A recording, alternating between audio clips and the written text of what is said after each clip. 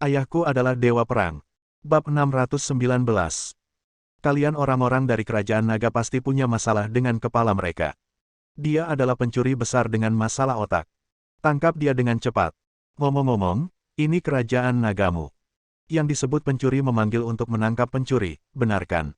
Tapi teriakannya tentang menangkap pencuri terlalu tidak efektif. Siapa yang akan percaya padanya? Katakan padaku, siapa yang akan percaya? Semua orang berteriak tidak percaya. Johnson juga berteriak tidak percaya. Tetapi, ada sedikit rasa bersalah dalam nada bicaranya. Matanya berkedip, dan dia tidak bisa menahan diri untuk tidak melihat ke rumah harta karun di belakang Guan Qianjun, penuh dengan keterkejutan dan ketidakpastian. Tanpa sadar, dia mundur beberapa langkah. Rasa bersalah di wajahnya tampak semakin kuat. Saat ini, Luo Gute menoleh ke arahnya, apakah kamu percaya? Johnson, ini. Sialan, Paman. Saya baru saja bekerja sama dengan Anda dan berteriak, jangan percaya, tidakkah Anda mendengarnya? Dia segera menggelengkan kepalanya, percaya atau tidak. Tingkah lakunya yang tidak biasa terlihat di mata Guan Qianjun. Senyuman jahat muncul di sudut mulut Lao Guan, dan dia berbalik dan menunjuk ke dalam. Kalau tidak percaya, masuk saja dan lihat. Berkat bantuanku, aku telah membunuh puluhan pencuri kriminal. Sebelumnya, Ling Yuiwe marah dan lucu ketika mendengar apa yang dia katakan. Dia bahkan bergumam, akankah orang percaya dengan apa yang kamu katakan? Bahkan aku tidak percaya. Sekarang ketika saya mendengar kata-kata ini lagi, mata saya tiba-tiba berbinar dan saya menjadi bersemangat. Dia mengerti. Levelnya tinggi. Dia tiba-tiba memeluk Guan Qianjun dengan erat dan memberinya beberapa ciuman serigala lagi. Ini sungguh luar biasa. Itu memang bisa dikatakan. Luo Gute mencibir lagi dan lagi, lusinan pencuri kriminal. Begitu banyak orang yang menyelinap ke rumah harta karun bawah tanah bank saya, dan saya tidak menyadarinya sama sekali. Sama sekali tidak mungkin. Hanya dengan kalian berdua, bisakah kalian mendeteksinya tepat waktu? Guan Qianjun tersenyum tenang, bukankah ini pertanyaan yang bisa diselesaikan dengan mudah? Jika kamu pergi ke rumah harta karun dan melihatnya, kamu akan tahu bahwa lusinan orang tinggal di sana. Dia memandang pemimpinnya. Pemimpin, ini meragukan. Awalnya, sesuatu yang aneh seperti ini mustahil terjadi. Namun, sepertinya pria ini berbicara dengan sangat tegas, dan sepertinya dia tidak berbohong, dan dia sepertinya tidak perlu berbohong. Lagi pula, rumah harta karun itu jaraknya lebih dari 20 meter. Begitu Anda masuk dan melihatnya, Anda akan tahu apakah itu benar atau salah. Ekspresi Johnson menjadi semakin misterius, dan dia menggelengkan kepalanya. Mustahil. Ada begitu banyak orang yang menyelinap ke dalam rumah harta karun di lantai 5 bawah tanah. Tidak mungkin kita tidak bisa menemukannya. Ini pasti bohong. Tidak perlu masuk. Tangkap kedua orang ini secepatnya. Bawa aku ke penjaramu dan tanyakan baik-baik kepada mereka. Jika mereka tidak memberitahuku, aku akan menyiksa mereka untuk mendapatkan pengakuan. Ngomong-ngomong, kedua orang ini, sekilas kamu bisa tahu bahwa mereka bukan orang baik. Dan, Presiden. Dia menoleh ke arah Luo Gute, serahkan masalah ini kepada saya pasti akan menanganinya. Presiden, kesehatan Anda buruk, memiliki 3 penyakit tertinggi dan hati berlemak, dan menurut saya penampilan Anda tidak benar. Cepat pergi dan kembali beristirahat. Ling Yuiwe tiba-tiba berbicara, Anda, Wakil Presiden, tampaknya lebih salah lagi. Saya hanya bertanya-tanya mengapa lusinan orang memasuki rumah harta karun bawah tanah, tetapi Anda tidak memperhatikan mereka sama sekali. Mereka jauh lebih buruk dari kita, mungkin. Apakah ada tahi lalat? Kalimat terakhir langsung mengubah wajah Johnson. Apa? Seekor tikus tanah. Menurutmu siapa yang tikus tanah? Setiap karyawan Bank Wells Fargo kita dipilih dari ribuan orang. Dia sangat setia kepada bank dan sangat profesional. Sama sekali tidak mungkin dia bisa menjadi tikus tanah. Kamu berbicara omong kosong, apakah kamu akan membalasnya? Tangkap mereka dengan cepat. Kalau mereka tidak menurut, tembak saja. Guan Qianjun tersenyum dingin, Wakil Presiden, saya rasa Anda tidak perlu terlalu panik sama sekali. Jaraknya lebih dari 20 meter. Jika Anda berjalan beberapa langkah, semua orang dapat melihat apa yang terjadi. Mengapa repot-repot terlibat di sini? Petik 2. Ketua, menurutmu begitu? Dia memandang pemimpinnya. Pemimpin itu tiba-tiba melambaikan tangannya, Xiao Zhang. Xiao Yang. Masuk dan lihat apa yang terjadi. Kedua pria bersenjata lengkap itu mengangguk, menjauhkan diri dari serangan mereka, dan melangkah masuk. Personel lainnya masih menghadapi musuh yang tangguh, mengarahkan moncong hitamnya ke Guan Qianjun dan Ling Yuiwei. Johnson semakin panik, dan dia dengan cepat mengambil 2 langkah ke depan. Kamu tidak bisa masuk. Rumah harta karun bank adalah tempat yang sangat penting dan tidak ada yang bisa masuk begitu saja. Ling Yuiwei memandangnya dan mencibir. Jadi kamu tikus tanah. Hanya tikus tanah yang begitu takut jika seseorang masuk dan melihat apa yang kamu tidak ingin mereka lihat. Johnson menjadi marah, siapa yang mengatakan itu? Saya wakil presiden, mengapa saya harus menjadi tikus tanah? Kantor pusat sangat mempercayai saya dan memberi saya gaji yang sangat tinggi, membuat saya bernilai puluhan juta dolar. Jadi, aku tidak perlu melakukan hal semacam ini sama sekali. Kamu harus segera ditangkap karena berbicara omong kosong. Kenapa kamu berdiri di sana dengan linglung? Menangkap mereka berdua adalah hal yang benar. Memasuki kas bank salah. Tidak ada yang bisa masuk tanpa persetujuan saya dan persetujuan presiden. Ketika dia berteriak, Xiao Zhang dan Xiao Yang sedikit terkejut dan tidak bisa menahan diri untuk tidak bergerak. Ling Yuiwei tidak sabar, berbalik, mengulurkan kedua tangannya yang halus dan mendorongnya ke belakang. Itu tidak menggunakan banyak tenaga, tapi mendorong mereka sejauh 7 atau 8 meter sekaligus. Dengan 2 pukulan, benda itu jatuh tepat ke dalam rumah harta karun. Mereka menjerit kesakitan, berbalik, dan segera mengeluarkan jeritan yang sangat melengking dan menakutkan, berguling ke belakang dan merangkak di tanah. Kedua pria itu berteriak terengah-engah, menggambarkan pemandangan mendebarkan yang baru saja mereka saksikan. Ada lusinan mayat di dalamnya. Puluhan mayat hangus. Semuanya tampak aneh, dan semuanya memegang pipa besi yang meleleh dan berubah bentuk karena api. Ketika pemimpin mendengar ini, dia tiba-tiba melambaikan tangannya dan bergegas masuk bersama lebih banyak orang. Tak lama kemudian, mereka melihat pemandangan yang mengerikan. Puluhan orang, berselimut hitam hangus, dengan wajah menyimpang dan rambut berdiri tinggi seperti landak, jatuh ke tanah dengan posisi miring. Di tangannya, dia memegang pipa besi yang sudah terbakar habis. Di sudut sebelahnya, ada tumpukan jaring yang mengerikan. Pagar kawat berdurinya juga dilapisi duri besi, coba lihat. Kau tahu dia pria yang bisa membunuh orang dengan mudah. Logut, Johnson dan yang lainnya juga bergegas masuk dengan cepat. Presiden melihat adegan ini, dia berteriak histeris, bagaimana ini bisa terjadi? Kok mayatnya banyak sekali? Ya Tuhan! Orang-orang ini semua memakai celana ketat hitam dan mereka tidak terlihat seperti orang baik. Bagaimana mereka bisa masuk? Bagaimana lusinan orang ini bisa masuk? Bagaimana cara kalian para pecundang menjaga rumah harta karun itu? Dia berbalik dan berteriak keras pada orang-orang bersenjata itu. Orang-orang yang dimarahi tidak senang, dan semuanya berwajah cemberut. Seseorang bergumam, ini bukan urusan kami. Pemimpinnya juga berkata dengan dingin, Tuan Presiden, mohon perhatiannya. Kami menerima peringatan dari bank Anda dan segera datang untuk menangkap orang-orang yang merampok rumah harta karun. Kami bukan penjaga bank Anda. Penjagamu semua terbaring di rumah sakit sekarang, dan mereka mungkin belum bangun. Guan Qianjun berkata dengan tenang, ini adalah gangster asli yang saya tangkap. Meskipun mereka sudah mati, masih ada beberapa petunjuk yang tersisa dari mereka. Mari kita cari dengan cermat. Ini sudah larut, aku harus kembali tidur, kalian sibuk. Dia meraih tangan Ling Yuiwei dan berjalan keluar. Jangan menyerah saat bertemu seseorang, lambaikan tangan saja. Momentum yang luar biasa ini membuat orang-orang bersenjata yang awalnya agung dan bersemangat tinggi tanpa sadar bergerak ke kedua sisi untuk memberi jalan.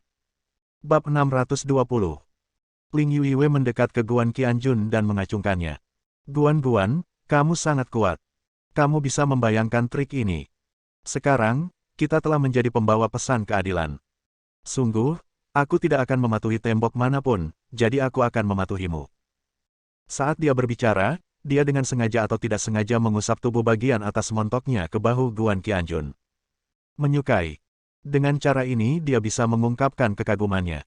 Saat ini, suara keras Johnson terdengar dari belakang. Tidak sama sekali. Jelas tidak sesederhana itu. Oh, aku mengerti. Lusinan orang yang mati bersama ini tentu saja adalah gangster, tapi mereka. Pria dan wanita itu pasti kaki tangan. Di rumah harta karun, mereka bertengkar internal. Akibatnya, anak laki-laki dan perempuan itu menggunakan suatu metode untuk menghajar mereka semua sampai mati. Huff. Kamu berpura-pura membantu bank kami menyingkirkan para gangster. Sebenarnya, Ini masih pencuri yang berteriak untuk menangkap pencuri, tapi ini adalah pencuri tingkat tinggi yang berteriak untuk menangkap pencuri. Tolong jatuhkan mereka. Mereka pasti tahu keseluruhan ceritanya. Teriakan ini masuk akal bagi pemimpin dan seluruh anak buahnya. Segera angkat moncongnya ke arah punggung Guan Qianjun dan Ling Yuiwei. Pemimpinnya berteriak, berhenti segera. Anda tidak boleh pergi. Baik Anda di sini untuk menangkap pencuri atau pencuri yang berteriak untuk menangkap pencuri, Anda harus bekerja sama dengan kami untuk menyelesaikan semua yang berikutnya. Jika Anda benar-benar dianiaya dan keluhan Anda diselesaikan, Anda secara alami akan dibebaskan dan Anda akan diberi imbalan. Mohon kerjasamanya. Dia melambaikan tangannya, dan lusinan pria bersenjata lengkap maju lagi, mengepung kedua orang itu di bawah todongan senjata. Guan Qianjun berkata dengan tenang, apakah kamu tidak mendengarku? Aku pergi, kembali tidur. Aku telah membantumu menangkap begitu banyak pencuri, bukankah aku perlu istirahat? Apakah aku tidak merasa mengantuk? Selain itu, kamu tidak bisa menghentikanku. Setelah mengatakan itu, dia meraih tangan Ling Yuiwei dan terus berjalan keluar. Johnson mencibir, kamu masih ingin pergi. Jangan berpikir bahwa jika kamu memiliki beberapa keterampilan, kamu dapat menggunakan beberapa trik untuk mengalahkan ratusan penjaga kami dan tetap melarikan diri dariku. Sama sekali tidak mungkin. Kamu tahu, kamu sedang menghadapi kekuatan terbesar di kerajaan naga. Bahkan sebagian kecil saja sudah cukup untuk membunuhmu. Jika kamu berani melakukan apapun, lebih banyak kekuatan akan datang. Dengan ribuan tentara dan kuda, bisakah kamu menghentikan mereka? Guan Qianjun tersenyum, mengapa saya harus melawan ribuan pasukan di kerajaan naga? Mereka sudah berada di bawah komando saya. Begitu dia mengatakan ini, orang-orang di sekitarnya tertawa terbahak-bahak.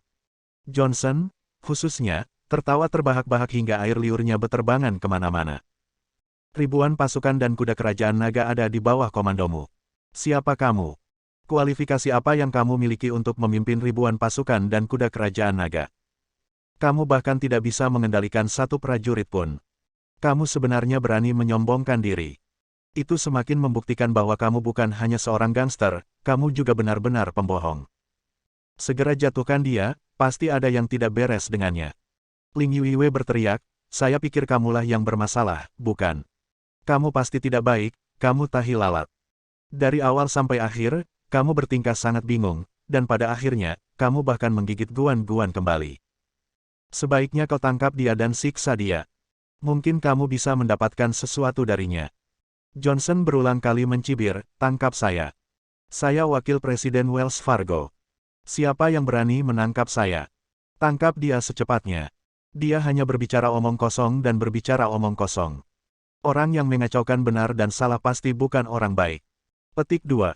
Di sini untuk merampok rumah harta karun. Pasti mereka pelakunya, Presiden, bukan begitu.